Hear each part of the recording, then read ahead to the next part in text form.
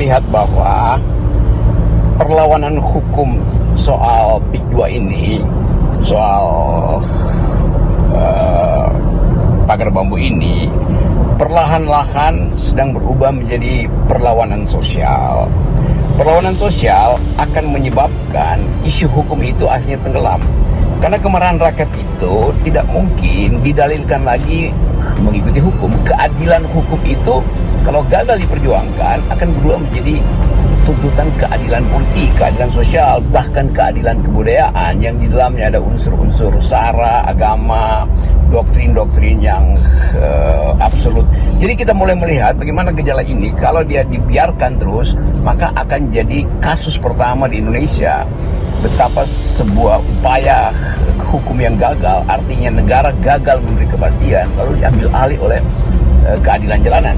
Nah, keadilan jalanan ini jangan disalahkan, karena ini yang kita sebut sebagai social unrest, sebagai simbol pertama dari perlawanan selalu dimulai dari kerumunan, gosip, lalu berubah menjadi kerusuhan. Itu yang harusnya kita pastikan tuh, supaya tidak terjadi. Jadi, pembangunan pagar laut menjadi sorotan publik karena berpotensi dilakukan malpraktek yang merugikan banyak pihak, termasuk masyarakat yang memiliki hak atas tanah di kawasan pesisir. Negara memiliki kewenangan untuk melakukan investigasi jika terdapat indikasi terjadinya pelanggaran atau malpraktek dalam proses penerbitan SHM, khususnya yang terkait dengan wilayah perairan dan laut. Pengawasan sangat penting untuk memastikan bahwa prosedur administratif yang dilakukan sesuai dengan peraturan perundang-undangan yang berlaku. Salah satu bentuk malpraktek yang baru-baru ini terjadi adalah penerbitan SHM di area laut yang seharusnya tidak bisa dijadikan objek hak milik pribadi. Proses ini seringkali melibatkan banyak lembaga dan instansi pemerintah, seperti Badan Pertanahan Nasional, Kementerian Kelautan dan Perikanan, serta pemerintah daerah.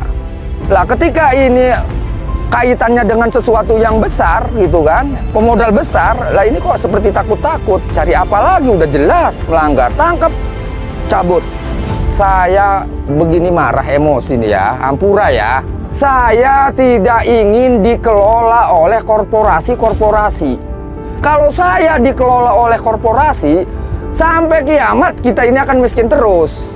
Modelnya ya begini nih, bikin miskin. Kalau negara nggak berani ngelawan korporasi, saya yang akan melawan. Dan saya akan pimpin masyarakat Banten untuk melawan korporasi itu.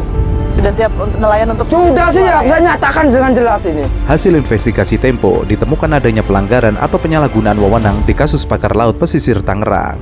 Hasil investigasi dapat diteruskan ke lembaga penegak hukum, seperti kepolisian atau kejaksaan untuk melakukan proses hukum yang lebih mendalam. Terkait ditemukannya pagar laut sepanjang 30,16 km yang dibangun di wilayah pesisir Kabupaten Tangerang, Banten, pagar laut itu terus bertambah panjang, dan sejauh ini tidak diketahui siapa yang membangunnya. penyelesaian hukum harus cepat-cepat dilakukan. Kalau pemerintah setiap kali ditanya menganggap bahwa mereka tidak tahu urusannya, dan pada akhirnya rakyat merasa bosan untuk bertanya soal ini pada pemerintah, maka rakyat akan ambil kesimpulan sendiri bahwa pemerintah tidak bisa kasih jaminan keadilan, maka keadilan akan dicari melalui tokoh-tokoh publik. Soal perjuangan yang kita sudah kenali bahwa setiap isu sosial kalau tidak bisa diselesaikan secara formil akan diselesaikan melalui kemampuan, sebut aja kemampuan mengorganisasi masyarakat sipil, kemampuan tokoh-tokoh informal untuk memimpin pergerakan, ulama, pemimpin-pemimpin adat, tokoh-tokoh informal. Pertama kita tahu bahwa Banten ini itu adalah kumpulan orang-orang pemberani, dan masalah ini yang sebetulnya harus dilihat secara teliti oleh Presiden Prabowo, karena setelah pagar itu dirobohkan tetap problemnya belum selesai, karena orang ingin dapat kepastian apakah akan ada